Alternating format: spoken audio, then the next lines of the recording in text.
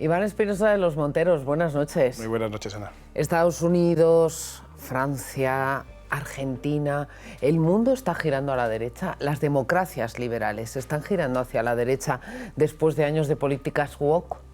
Bueno, yo creo que están girando hacia el sentido común, porque esto no es un alejamiento de la izquierda, es un alejamiento, como tú dices, de lo woke, que es una enajenación mental a la que nos han sometido desde el marxismo cultural en los últimos años, que cada vez ha ido a más, posiblemente porque no había freno, porque no había suficiente gente, suficientes ideas del otro lado para contraponerse a estas barbaridades que hemos visto en el mundo woke. Y ahora... El mundo woke, para no continuar, porque sé que después me van a entrar un montón de preguntas por las redes sociales, me lo van a preguntar en casa. ¿Qué es woke? ¿Cómo defines woke? Bueno, woke es una palabra que se inventa en Estados Unidos hace relativamente poco, hace unos 10 años, para referirse a las personas que son conscientes, que están conscientes de todos los desequilibrios que hay en el mundo. Claro, siempre desde el punto de vista del marxismo cultural, es decir, que es esa fuerza que en los años 90, cuando cae el muro de Berlín y la izquierda queda absolutamente devastada ante la evidencia empírica de que hay un sistema que ha prosperado, que es el de la democracia en el sentido político, el del capitalismo en el sentido económico, y hay otro que ha caído completamente devastado, que es el mundo del marxismo. Entonces ellos empiezan a buscar nuevas fórmulas para recuperar terreno. Entonces asumen banderas que nunca fueron de izquierdas, pues la bandera del feminismo. ¿Dónde eran las mujeres más libres? Pues en las democracias liberales occidentales, nunca en el mundo del comunismo. La bandera LGTB, ¿dónde vivían los gays bien? ¿En Cuba, donde les fusilaban? ¿O en la Unión Soviética, donde les encarcelaban? ¿O en las democracias occidentales? Pues las democracias occidentales. El medio ambiente, ¿dónde se cuidaba mejor? ¿En Occidente o en la Europa del Este, donde los ríos están contaminados? En fin, van tomando todas estas banderas y las van asimilando de una manera mucho más radicalizada a su visión. Y lo llevan a la dinámica de la lucha de clases marxista y enfrentan a hombres como mujeres. A la vista de que el materialismo dialéctico, es decir, la lucha entre el capitalista explotador y el obrero explotado, no triunfa en Europa, porque el gran invento es la clase media, donde la gente no se siente ni de un extremo ni de otro, buscan otra manera de confrontar. Ciudad contra campo, hombres contra mujeres, gays contra heteros, y así constantemente, ¿no? Entonces, a finales de los años 90 empezamos a hablar de lo políticamente correcto. De ahí se pasa a ser muy sensible con las minorías étnicas, raciales, sexuales. De ahí se pasa al concepto del género, cuando las personas lo que tienen es sexo, no género. De ahí se pasa a... Bueno, entonces todas estas políticas que van avanzando en el mal sentido, pero que se van incorporando a nuestro quehacer diario, donde la derecha no contesta, no reacciona, no ofrece otro contexto cultural para hacer frente a esta barbaridad, todo eso es el mundo woke. Eso en Estados Unidos empieza a coger mucha fuerza con Obama, sobre todo en su segundo mandato, y ya en la época de Biden, y no digamos con la candidata que había hasta ahora, Kamala Harris, que estaba constantemente diciendo que lo que hay que hacer en la vida es woke, lo que hay que hacer en la vida es woke. Bueno, en Estados Unidos había una reacción muy clara. Trump empezó hace 8 años, y yo creo que ahora va a rematar o va a intentar acabar con esa hegemonía cultural, y esto tiene reverberaciones en muchos sitios, pues en Argentina, como decías, en Italia. Yo creo que en toda Europa hay una tendencia a volver al sentido común, ya no digo la derecha, al sentido común. Pero entonces no son los gobernantes los que han dicho hasta aquí hemos llegado, han sido los ciudadanos. Claro, sí, yo creo que las cosas se mueven según la ley del péndulo, ¿no? Sí. Pues nos han llevado... No sé si nos hemos ido al otro extremo. No, o sea, nos hemos ido a un extremo absolutamente irracional, alocado, insensato, que además va contra la propia naturaleza del ser humano, ¿no? En España, desde hace 20 años, lo estamos viendo en muchas cosas, por ejemplo, las leyes de género, que son una absoluta aberración. Ojo, en los últimos 20 años no ha gobernado solo la izquierda. Seguimos siendo el único país del mundo que tiene una legislación para hombres distinta de una legislación para mujeres. Eso no existe en ningún sitio. En todas partes existen los agravantes por cuestión de fuerza o de nocturnidad o de lo que sea, y también los eximentes por lo que sea. Pero no existe un juego legislativo con unos juzgados específicos y un tratamiento distinto para hombres o para mujeres. Eso no existe en ningún sitio del mundo, solo en España. La gente que te dijera que vamos a imponer un sistema legislativo distinto para inmigrantes. Y dices, ¿pero por qué? Hombre, porque los inmigrantes delinquen más. Entonces tenemos que tener un sistema específico para ellos. Sería un escándalo, sería racista, sería... Y sin embargo, en España hemos aceptado con total naturalidad la teoría del género, según la cual al hombre se puede juzgar de manera distinta que a la mujer, después de 2000 años de derecho romano, según el cual todos éramos iguales ante la ley. Estas cosas, estos extremos a los que se han llegado en todo el mundo, poco a poco van devolviendo o van volviendo, digamos, a un punto más razonable y más sensato. O sea, que no es una cuestión solo de economía, porque hemos partido del aniversario de Milei, de su victoria en las elecciones en Argentina. Es verdad que el país se ha empobrecido de una manera alarmante. Él está tratando de combatir la inflación, pero ha subido el paro y la inflación se combate también porque no hay consumo. La gente lo está pasando realmente mal. Esa dieta de motosierra, como él dice, está siendo realmente dura. Pero él llega al poder al grito de libertad. Eso es lo que están buscando los ciudadanos. Bueno, claro, porque todo ¿Es esto, un punto de no retorno? Todo esto es lo más parecido a una dictadura del marxismo, ¿no? Que te dicen las cosas que puedes decir y las que no, las cosas que puedes pensar y las que no. Tú piensas las leyes que hemos aprobado en España, insisto, que no ha gobernado solo la izquierda. La ley de memoria histórica, que te dice que tú solo puedes interpretar la historia de una cierta manera. La ley ahora de memoria democrática, que puedes acabar en la cárcel porque digas cosas que sucedieron en una época y las narres tal cual. No hay libertad de cátedra. Los profesores ni en la universidad ni en los institutos pueden hablar en libertad. No hay libertad de expresión o se va limitando. No es que no haya, se va limitando. Por supuesto, la toma de control de todos los medios de comunicación públicos y privados por parte de la izquierda, esta casa es una excepción, pero es la excepción. Habrá alguna más, pero muy pocas más. Eso es parte de todo este procedimiento ante la cual la gente se revela. Se empezó rebelando hace 8 años con la victoria de Trump, con el Brexit en Inglaterra, con la derrota de las propuestas en Colombia del entonces presidente Santos, que pretendía pasar al bando de los buenos a los antiguos terroristas. Es decir, la gente acaba reaccionando. Se tarda, porque esto es como lo de la rana, ¿no? Que si la pone en agua hirviendo salta y se escapa. Pero si tú pones la rana en una cazuela a temperatura ambiente y le vas subiendo la temperatura poco a poco, no se da cuenta y se acaba quemando. Pero llegará un día en que la rana también se da cuenta que se está quemando. Y la gente se da cuenta. La gente se da cuenta en distintos sitios, en distintos países, ante gobernantes que le van llevando por ese camino que creo que no es el que la gente quiere. ¿Van a ir por ese camino el resto de los países de América? ¿Va a ir por ese camino el resto de Europa? Vamos a centrarnos en América. Estábamos viendo imágenes de Milei. ¿La clave es lo que ocurra en Venezuela en el mes de enero? Bueno, la clave de todo lo que ocurre en Hispanoamérica arranca en Cuba. Cuba es el auténtico cerebro de la bestia, es donde está el mal que se expande por todos lados. Es decir, Venezuela es un producto de Cuba. La revolución que hubo, lo llamo revolución, pero en fin, las revueltas que hubo en la calle en Chile hace unos años que acabaron con el gobierno y generaron una nueva constituyente, fue la inteligencia cubana. Toda la fuerza de Gustavo Petro en Colombia se basa en la inteligencia cubana. Es decir, todo lo malo que sucede en Hispanoamérica procede de Cuba.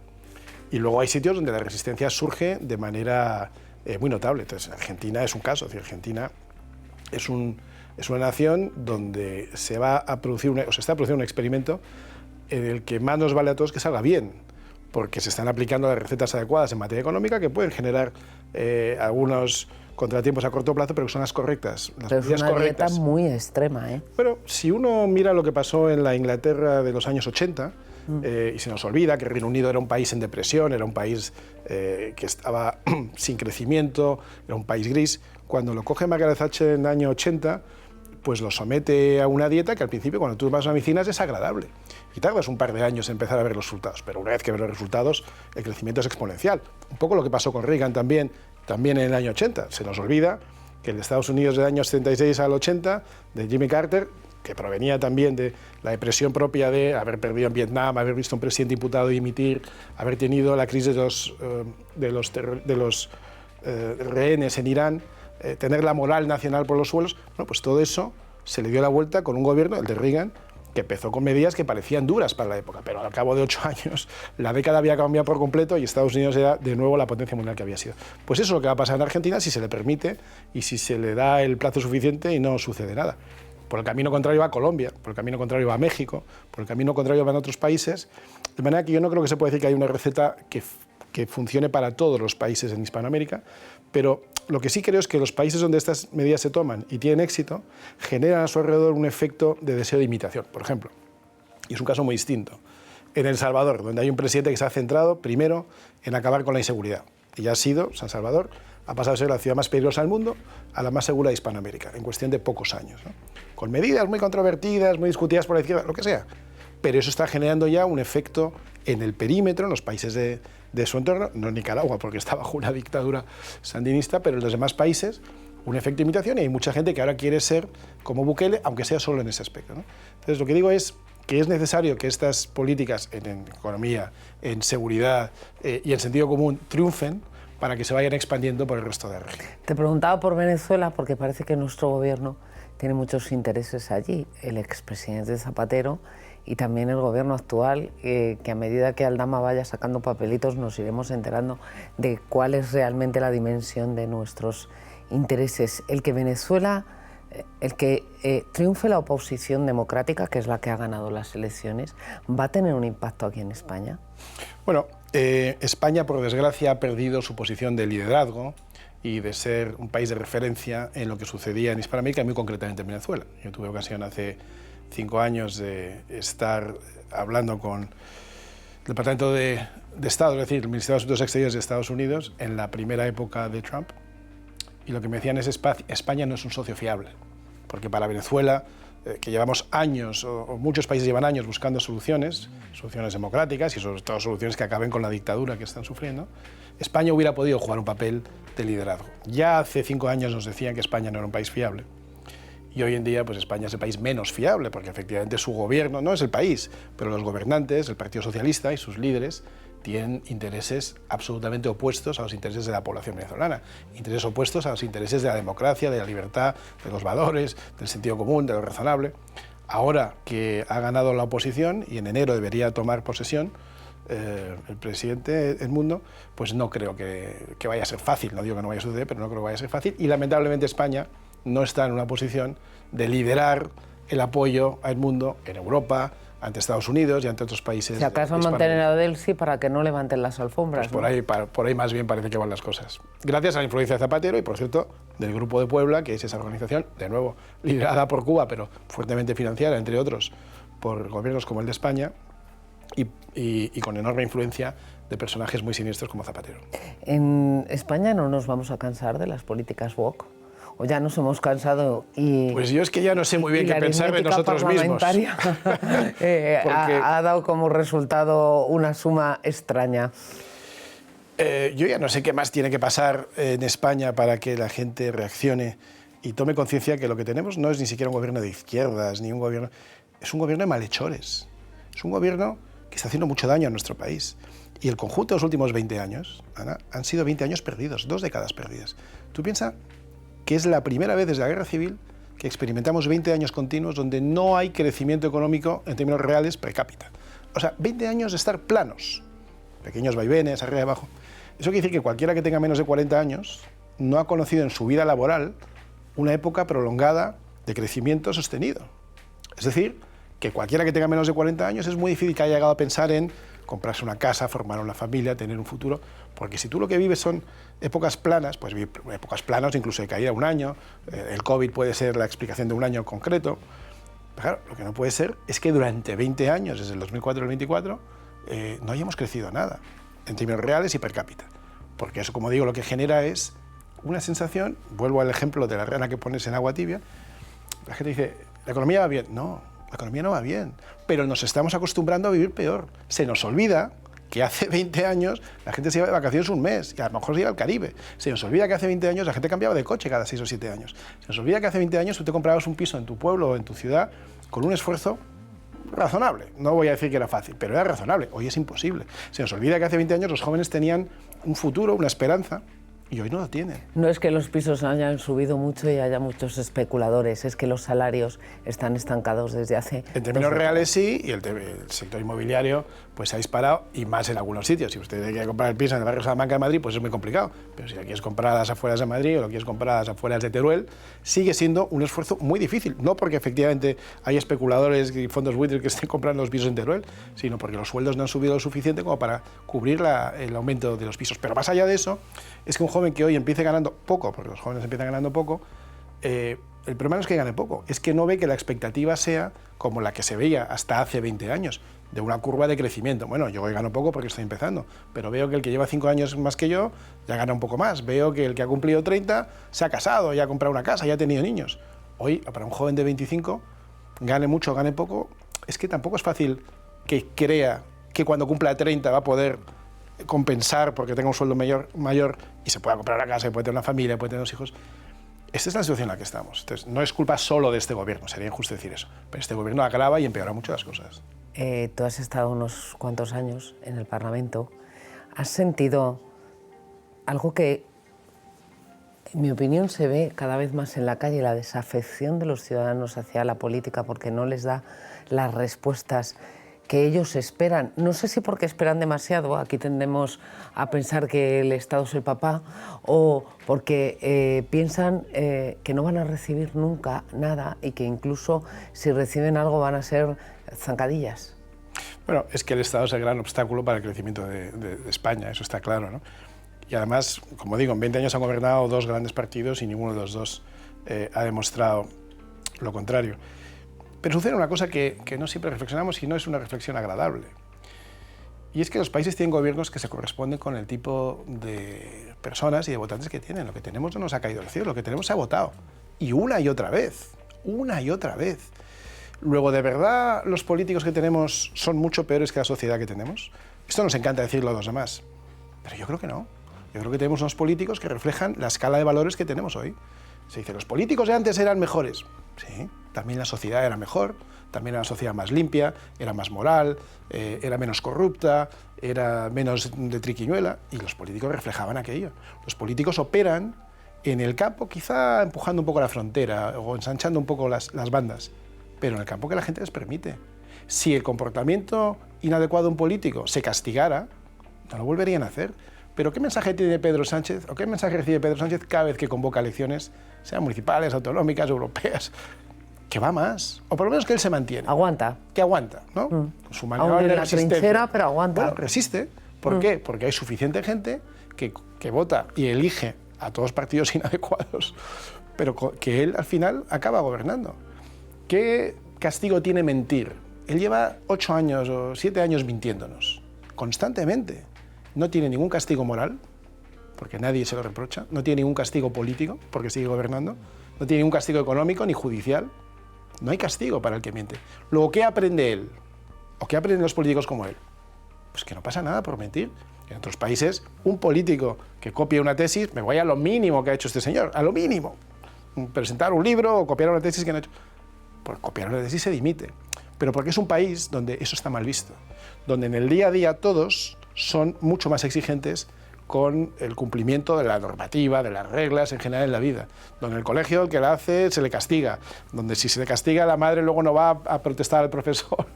Entonces, lamentablemente creo que los políticos que tenemos reflejan los valores de una sociedad que no ha ido a mejor estos últimos 20 años y sobre eso también tenemos que reflexionar todos, yo creo. Te hago una última pregunta. Conoces bien la política en España, pero también la política en Estados Unidos. Comienza la era Trump en enero. ¿Hacia dónde va Estados Unidos? Porque eso puede marcar también el rumbo de las democracias occidentales. ¿Qué esperas de este segundo mandato de Donald Trump? Bueno, es un mandato con una gran oportunidad por delante y con una gran promesa. Luego veremos si se cumple o no se cumple. Pero, con enorme carga cultural también. Con enorme carga cultural, que es muy importante. Y además, no nos olvidemos que Trump esta vez sí sabe que son sus últimos 4 años. Esto es lo que se llaman los años del legado, los legacy years. No va a tener más oportunidad. Luego intentará colocar de presidente o de candidato a quien él considere entre 4 años. Será J.D. Vance, su actual vicepresidente, será otro, ya veremos. Pero él como presidente solo puede gobernar estos 4 años. Tiene además un mandato muy fuerte porque tiene la Casa Blanca, es decir, el Ejecutivo, y tiene también el Legislativo en modo de Congreso y Senado a su favor, al menos durante los 2 primeros años. Luego ya veremos. Y algunas de las cosas con las que arranca en este periodo de transición ya son muy potentes. Por ejemplo, la generación de una oficina de simplificación normativa que va a liderar el dueño de Tesla, Elon Musk, que tiene una cosa que me encanta, que es que arranca el 20 de enero del 2025, pero se cierra el 4 de julio del 2026. O sea, tiene 18 meses para simplificar, reducir el tamaño de Estado, simplificar normativa y aplicar, en este caso Elon Musk, lo que él hace en sus compañías, que es reducir la burocracia, simplificar, bajar el número de niveles de burocracia y de administración para ir al core, para ir a ejecutar lo realmente necesario y que el gobierno se convierta y deje de ser un estorbo y se convierta en un factor de competitividad de un país. Claro, cuando tú generas una oficina nueva, aunque sea de control de la burocracia, lo más probable que tenga costes también. No, y que se Sí, quede se para alargue en siempre. el tiempo. Pero no, han dicho que se va a disolver en 18 meses, que ya es una buena medida, ¿no? Bueno, pues yo creo que el lado de la motosierra de Milei o la simplificación normativa de Elon Musk, eso va a generar un impacto. Yo tengo enorme esperanza de que alguien, ninguno de los que hay ahora en el Parlamento, pues enarbole esa bandera y pida la reducción del tamaño del Estado y la simplificación normativa, y que de la misma manera que el Estado es muy eficiente en España, porque lo es para extraer tus impuestos, para extraerte tu dinero de tu banco si no pagas una multa, o un IRPF, o cualquier tipo de sanción, sea igual de sencillo, igual de eficiente en la provisión del servicio, en la sanidad, en la educación, en las pensiones, en lo que sea. Y que podamos reducir sustancialmente el tamaño del Estado, quitando toda esa capa de grasa que no afecta al músculo, que hace que el Estado sea, como digo hoy, una gran y muy pesada carga para los sufridos contribuyentes, que por cierto, ya hay menos contribuyentes netos o menos aportantes que receptores. Es decir, en España, cada contribuyente del sector privado carga con más de una persona entre las clases pasivas, los funcionarios, los poderes públicos. Eso tiene los días contados porque no aguanta. Matemáticamente no aguanta, pero estaría ya para otro día. Iván, un lujo tenerte aquí, gracias. Muchísimas gracias. Buenas noches.